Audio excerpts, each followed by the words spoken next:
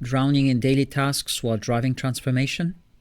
Discover how the right mindset turns AI automation into your practical ally so you can escape the operational grind and focus on the high-impact work that truly lights you up.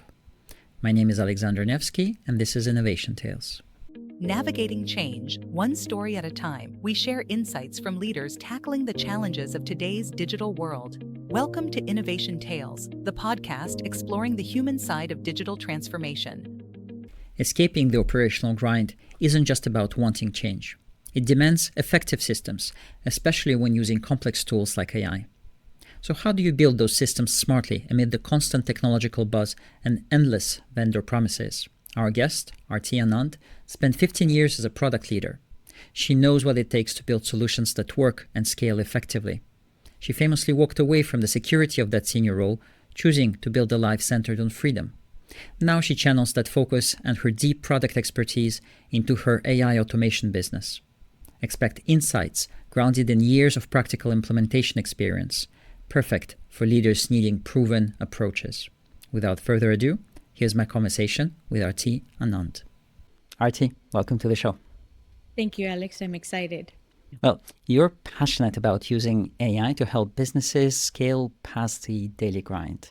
And I sense your own story fuels this. From your perspective, why AI for scaling and why now? Yeah, that's a great question. I had been building software products for almost 15 years.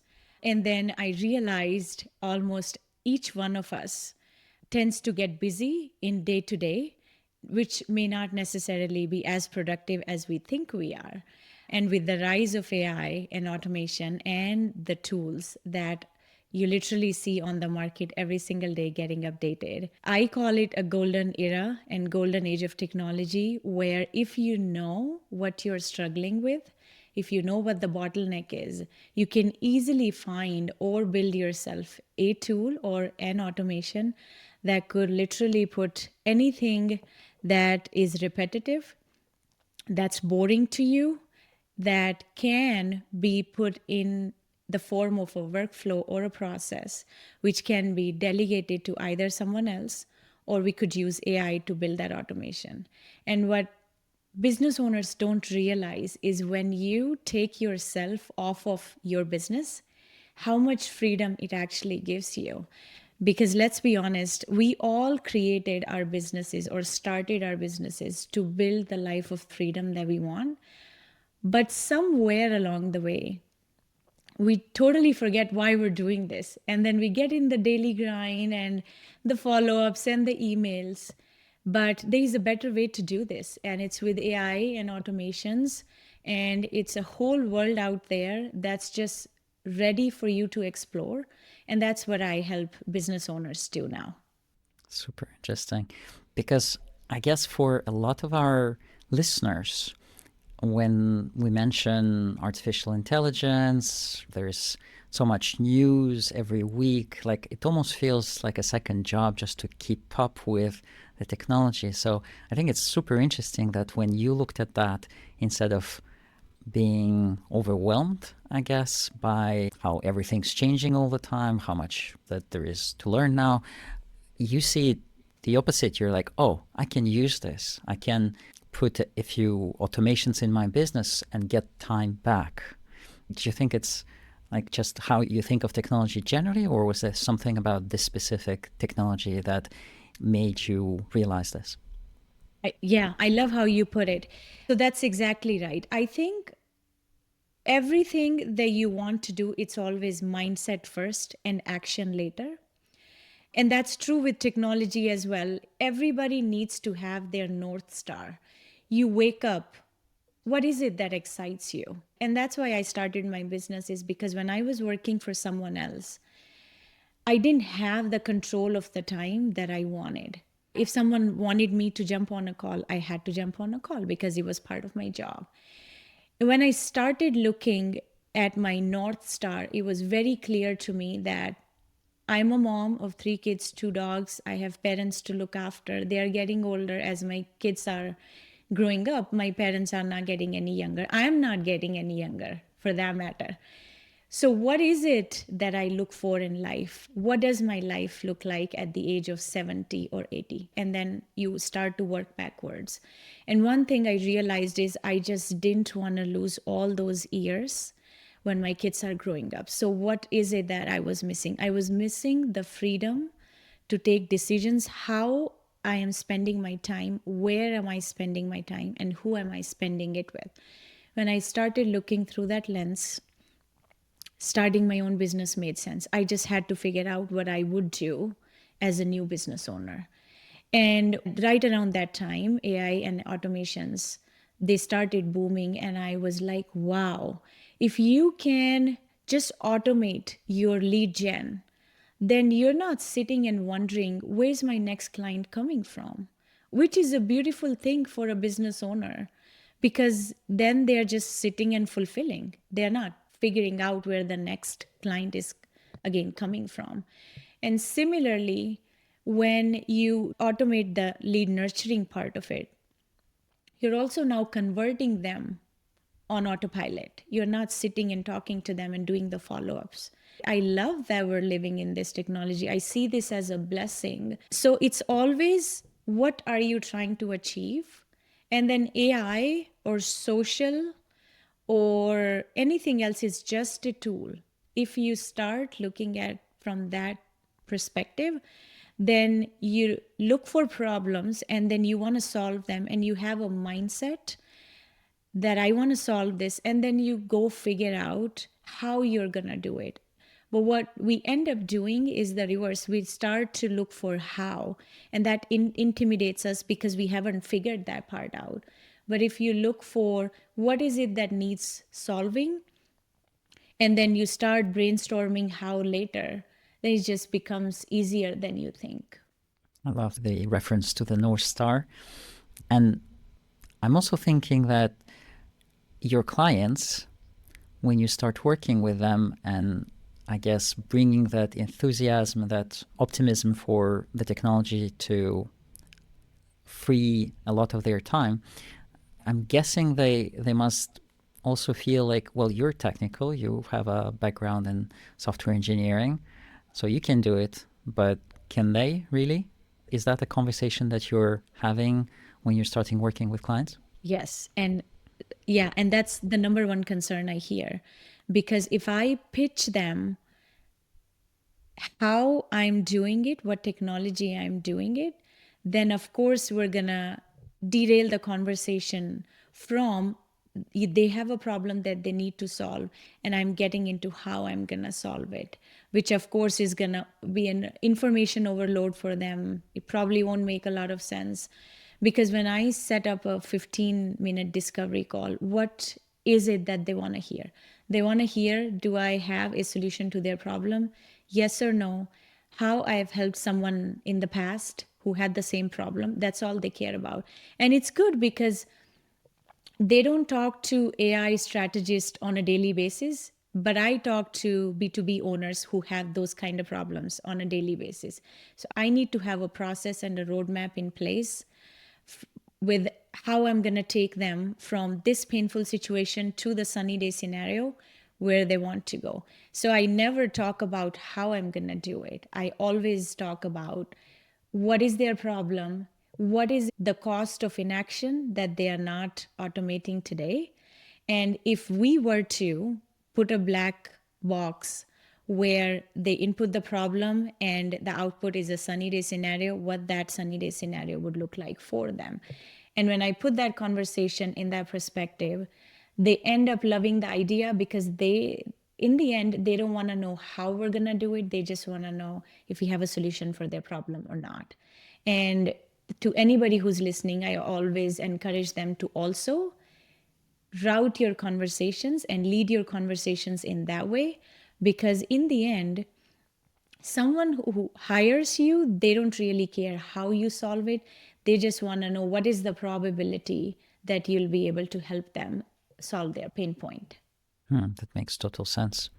And so do you always start with them from lead generation and nurturing, or like sometimes they need something else entirely? Yeah, it's really different and based on what is the pain point that they have in their business today. What is the bottleneck? So I start with, what are the goals for the next 6 months or 12 months? Where do you want to go? And how is the business doing today?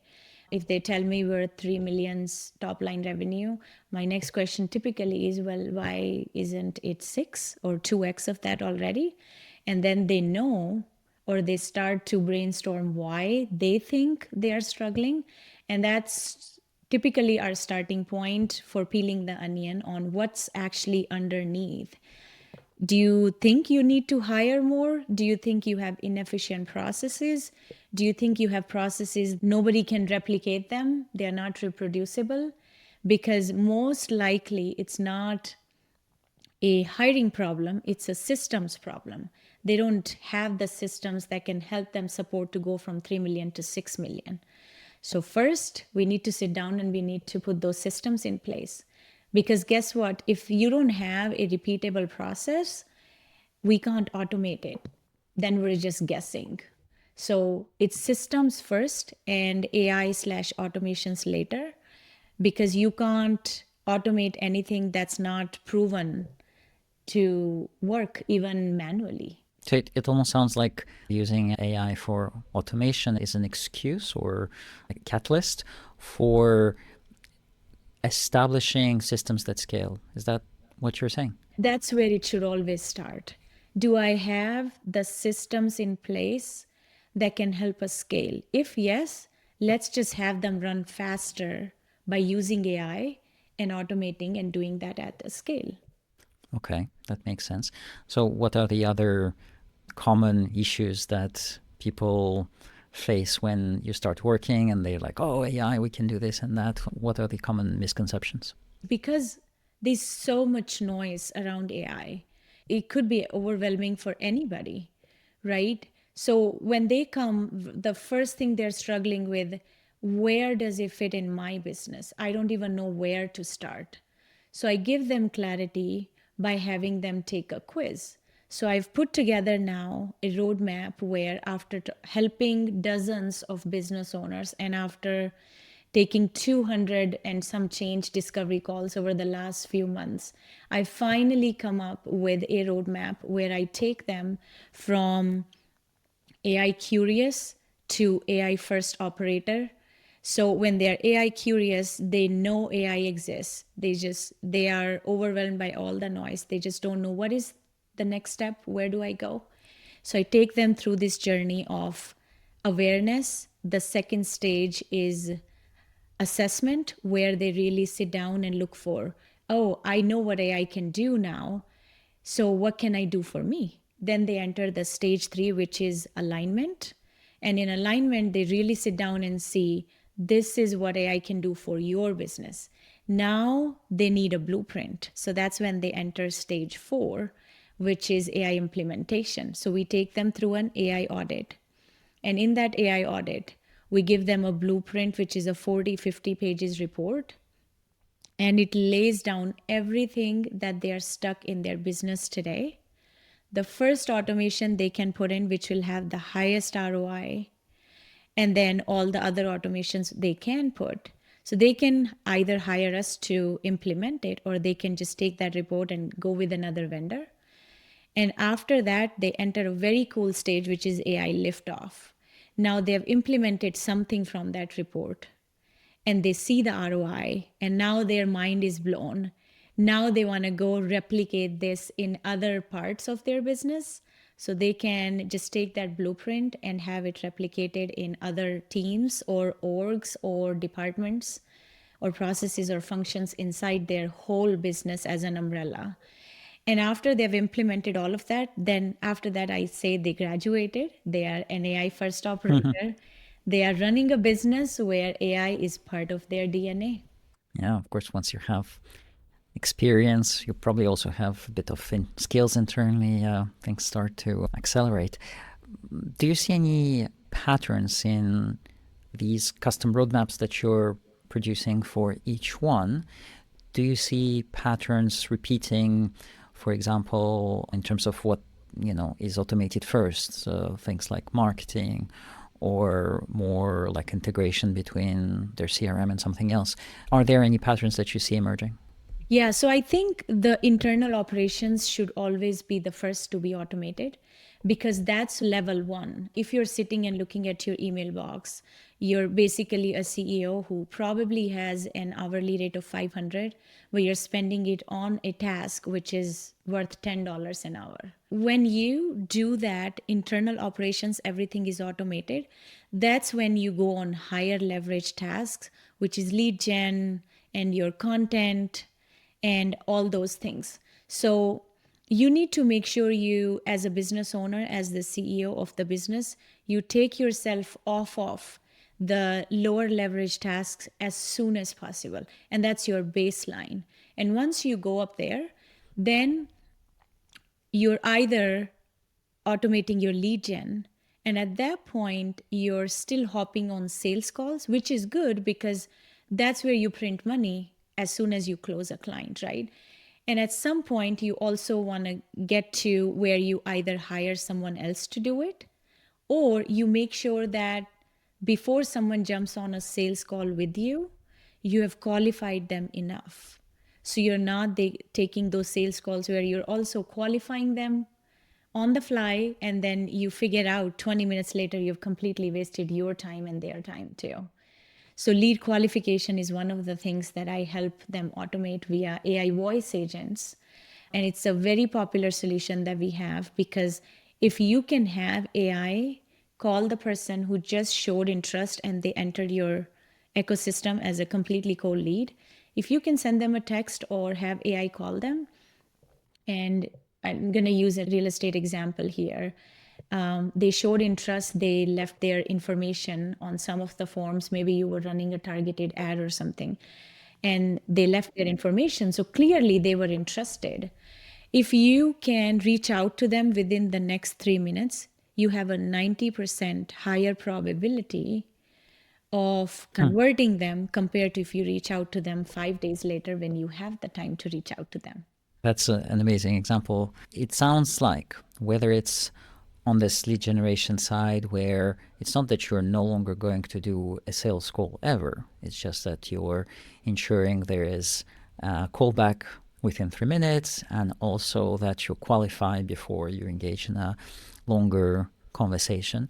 Or coming back to your initial example with the CEO spending time on emails, I'm guessing it's not that the CEO stops talking to everyone in the company and now it's a chatbot that does that. I guess it's separating those requests that can be handled by AI versus those that the CEO actually needs to spend their time on. Do you see that pattern where it's more about sorting the work between those that do require human intervention and those that are repetitive, mundane, or need to be happening 3 minutes after the lead has been submitted?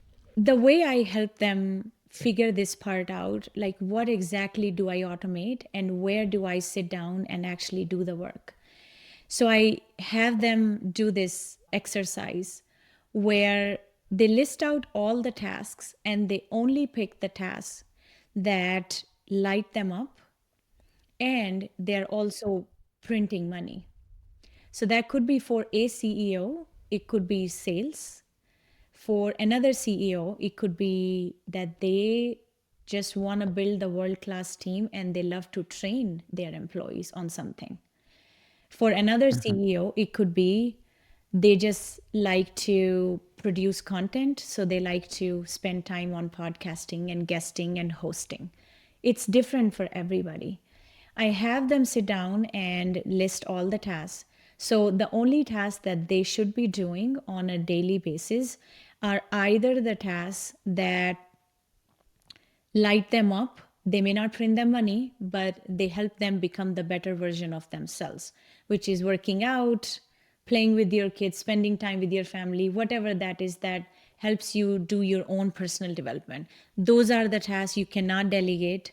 Running a half marathon, you want to do it because it's going to give you better heart health.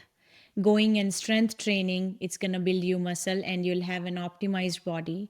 which will be able to make harder decisions on a daily basis.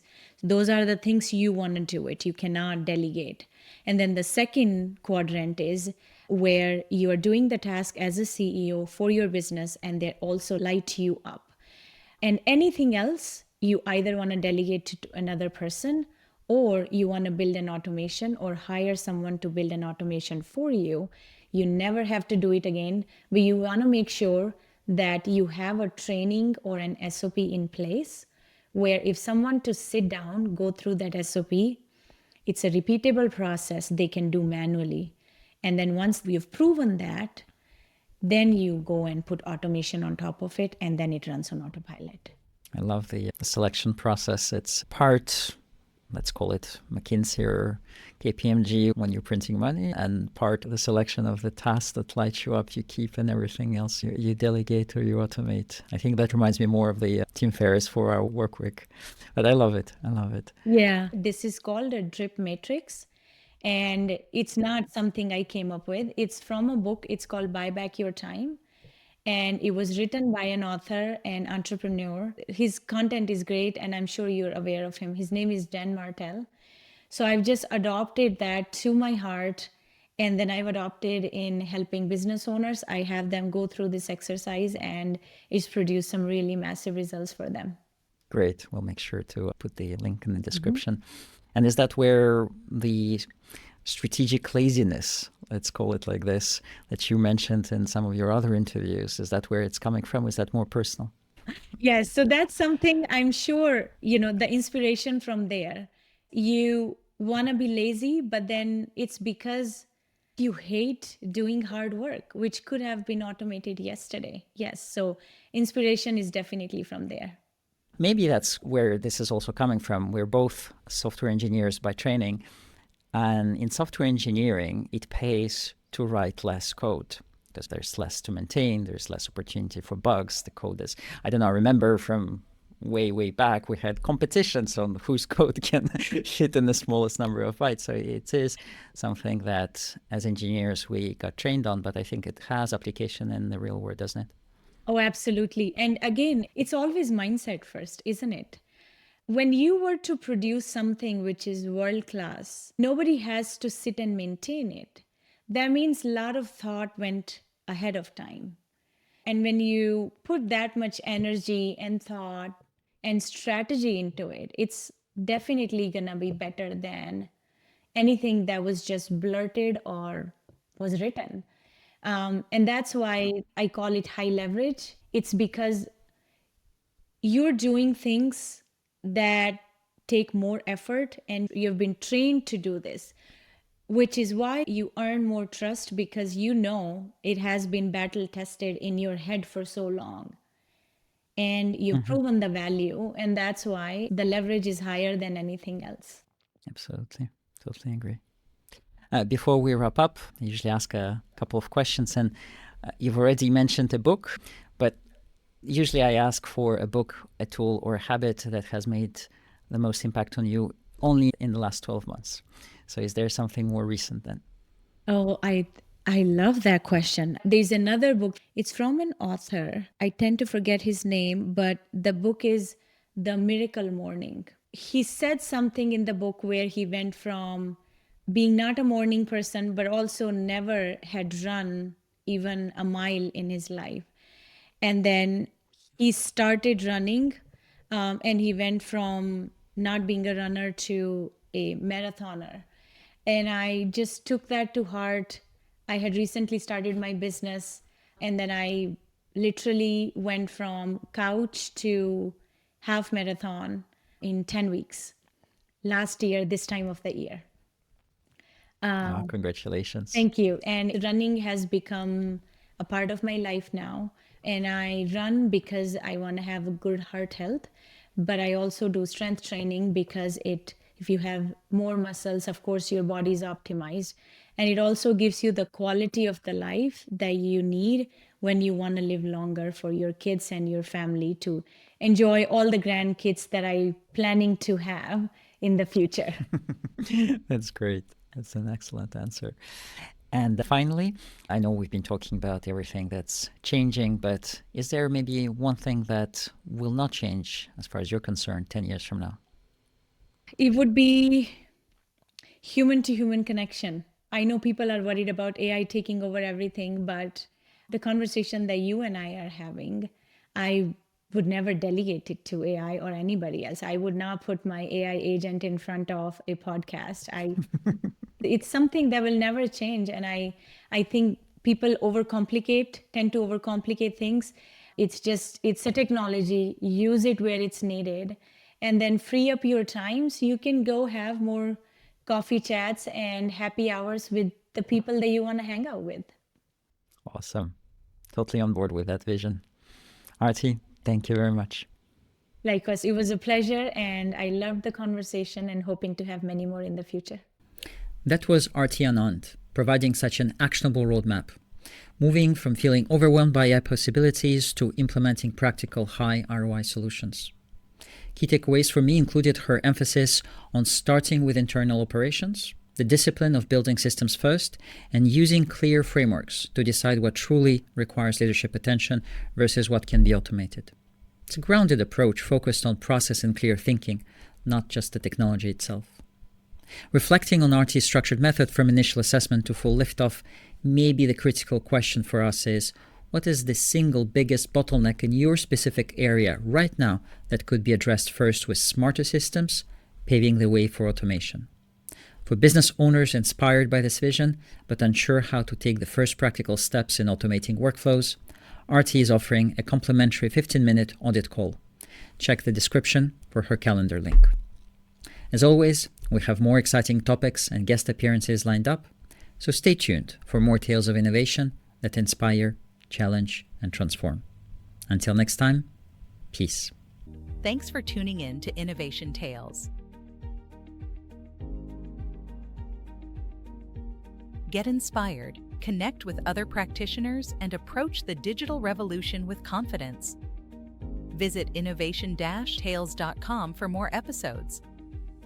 See you next time.